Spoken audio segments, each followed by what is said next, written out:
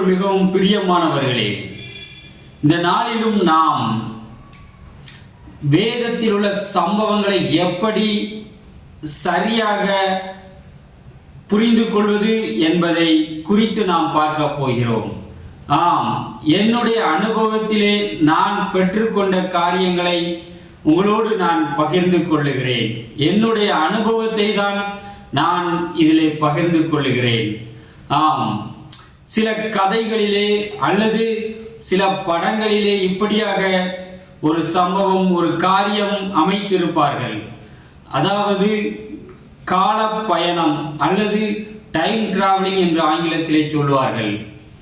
அந்த பயணத்திலே அவர்கள் போய் பார்க்கும் பொழுது அந்த பழைய காலத்திலே என்னென்ன காரியங்கள் நடந்தது என்பதை நேரில் இருந்து அவர்கள் பார்த்து அறிந்து கொள்வார்கள், தெரிந்து கொள்வார்கள், புரிந்து கொள்வார்கள். தேவாதி தேவனும் வேதத்திலே எழுதப்பட்டுள்ள சம்பவங்கள் அனைத்தையும் அவருடைய பிள்ளைகளாகிய நமக்கு அப்படிதான் விளங்கி காட்டுகிறார் என்பதை நான் என்னுடைய அனுபவத்திலே நான் அறிந்திருக்கிறேன். வேதத்திலே அநேக சம்பவங்கள் எழுதப்பட்டிருக்கிறது. ஆதியாகமத்தில், யாத்ராகமத்தில், ராஜாக்கள் புஸ்தகத்தில், அநேக தீர்க்க தரிசன புஸ்தகத்திலே, மத்தேயு போன்ற இயேசு கிறிஸ்துவின் வரலாற்றின் காரியத்திலே அநேக சம்பவங்கள் நமக்கு திருஷ்டாந்தங்களாக எழுதி வைத்திருக்கிறார் தேவன். இப்பொழுது அவைகள் எல்லாவற்றையும் நான் அறிய வேண்டிய பிரகாரம், புரிந்து கொள்ள வேண்டிய பிரகாரம் நாம் புரிந்து கொண்டோம் என்று சொன்னால் நமக்குள் எந்த ஒரு குழப்பமும் வராது. தேவாதி தேவனை பற்றியும், அவர் எப்படி கிரியை செய்கிறார், அவர் எவ்வளவாய் நம்மை நேசிக்கிறார் என்பதை குறித்தும் நாம் மிகவும் தெளிவாகவும் சரியாகவும் புரிந்து கொள்ள நமக்கு அது ஏதுவாக இருக்கும். வேதத்திலே உள்ள சம்பவங்களை நாம் வாசிக்கும் பொழுது ஒருவேளை அது ஒரு கதை போல நமக்கு தெரிந்து விடலாம். நாம் சுயமாக வாசித்தோம் என்று சொன்னால் அது நமக்கு ஒரு கதை போல, ஒரு சம்பவம் போல அவைகள் நமக்கு புலப்படலாம். ஆனால் பரிசுத்த ஆவியானவரின் ஒத்தாசையோடு நாம் அவைகளை வாசிக்கும் பொழுது பரிசுத்த ஆவியானவர் என்ன செய்கிறார்? நம்மோடு இணைந்து கொண்டு நம்ம கிரியை செய்ய ஆரம்பிக்கிறார். அந்த வார்த்தைகள் மூலம் முதலாவது நம்முடைய இருதயத்தை திறந்தருளுகிறார். வேதத்திலே நாம் அப்படிப்பட்ட சம்பவங்களை கூட நாம் பார்க்கிறோம். அப்போஸ்தலர்கள் வேத வசனத்தை பிரசங்கிக்கும் பொழுது அதை கேட்டுக்கொண்டிருந்த ஒரு சிலரின் இருதயத்தை பரிசுத்த ஆவியானவர் திறந்தருளினார் என்று நாம் வேதத்திலே நாம் பார்க்கிறோம். அதே போல நம்முடைய இருதயத்தை திறந்தருளுகிறார். இரண்டாவதாக, எப்படி அப்போஸ்தலனாகிய யோவானுக்கு வெளிப்படுத்தின விசேஷத்தில் உள்ள காரியங்களை எல்லாம் எழுதும்படியாய் அவனுடைய கண்களை திறந்தருளினாரோ, எப்படி அவன் ஆவிக்குள்ளானவனாக மாறினானோ, எப்படி தேவ தரிசனங்களை நீ சம்பவிக்க போகிறவர்களை அவன் நேரடியாக அவன் பார்த்தானோ, அதே போல நம்மையும் கூட ஒரு கால பயணம் செய்து, ஒரு டைம் டிராவலிங் செய்து இந்த வேத பகுதி நடந்த போது அந்த பகுதிக்குள்ளாகவே நம்மை தேவன் ஆவியிலே அழைத்து செல்கிறார். தேவ தாசர்களுக்கு எப்படிப்பட்ட உணர்வுகள் உண்டானதோ அதே உணர்வுகளை நாமும் உணர்ந்து கொள்ளும்படி, அனுபவிக்கும்படி தேவாதி தேவன் நம்முடைய ஆவியிலும் கிரியை செய்கிறார்.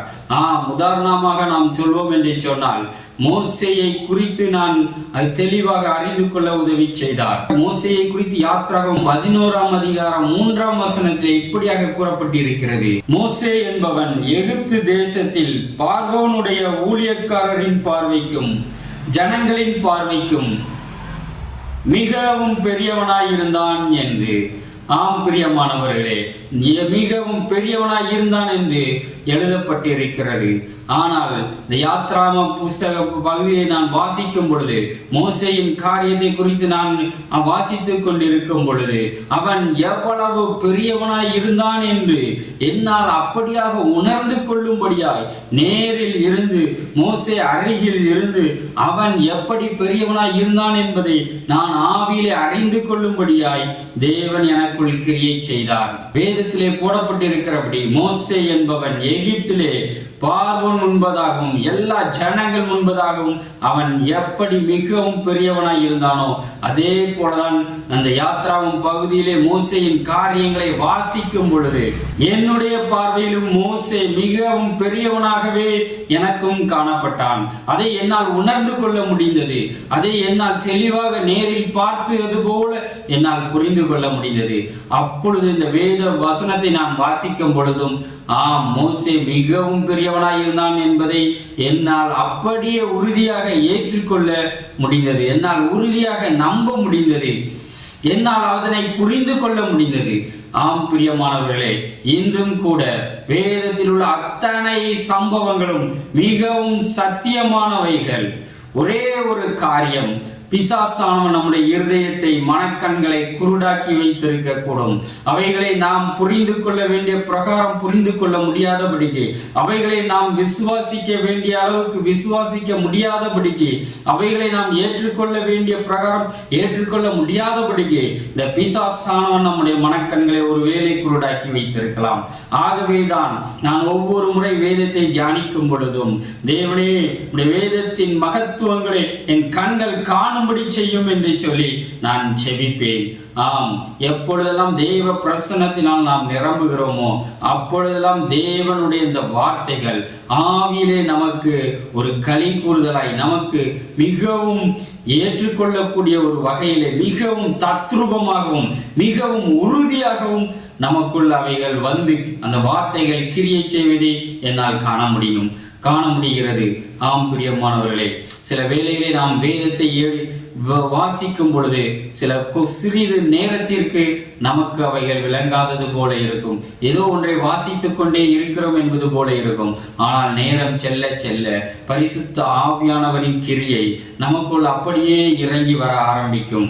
அப்படியே பரிசுத்த ஆவியர் நம்மோடு இணைந்து கொண்டு நம்முடைய ஆவியிலே அவர் கிரியை செய்து நம்மளுடைய மனக்கண்களை எல்லாம் திறந்தெழுதி நம்மை சுற்றி இருக்கிற இருள்களை எல்லாம் விலக்கி பிசாசின் அந்தகார போராட்டங்கள், அந்தகார லோகாதிபதிகளின் போராட்டங்கள் எல்லாவற்றையும் நம்மை விட்டு விலக்கி தேவ பிரசன்னத்தினால் அப்படியே நம்மை சூழ்ந்து கொள்ளும் பொழுது பரிசுத்த ஆவியானவர் இறங்கி நம்முடைய ஆவியோடு அந்த வசனத்தை விலக்கி காட்டும் பொழுது நம்மால் இந்த வேத வார்த்தைகளை, சம்பவங்களை மிகவும் தெளிவாக தத்ரூபமாக ஆணித்தரமாக நாம் புரிந்து கொள்ளும்படியாக ஏது உண்டாகிறது. வேதத்தை வாசிக்கும் பொழுது நீங்கள் தனிமையில் வாசிக்காதீர்கள். பரிசுத்த ஆவியானவரோடு இணைந்து கொண்டு ஜெபித்து ஆயத்தப்பட்டு தேவன் புரிகிறதோ நீங்கள் 1 மணி நேரம் அளவாக குறைந்தது வாசிக்க பரிசுத்த ஆவியானவர் இறங்கி உங்களோடு பேசுவதை, வேத வார்த்தைகளை, வேதத்தின் மகத்துவங்களை, வேதத்தின் ஆழங்களை நீங்கள் அறிந்து கொள்ளும்படி செய்வார். அப்பொழுது வேதம் எவ்வளவு சத்தியம் என்பதை உங்களால் நிச்சயித்துக் கொள்ள முடியும். வேதத்தின் மகத்துவங்களை உங்கள் கண்கள் காணும்படி தேவன் செய்வாராக. ஆமென்.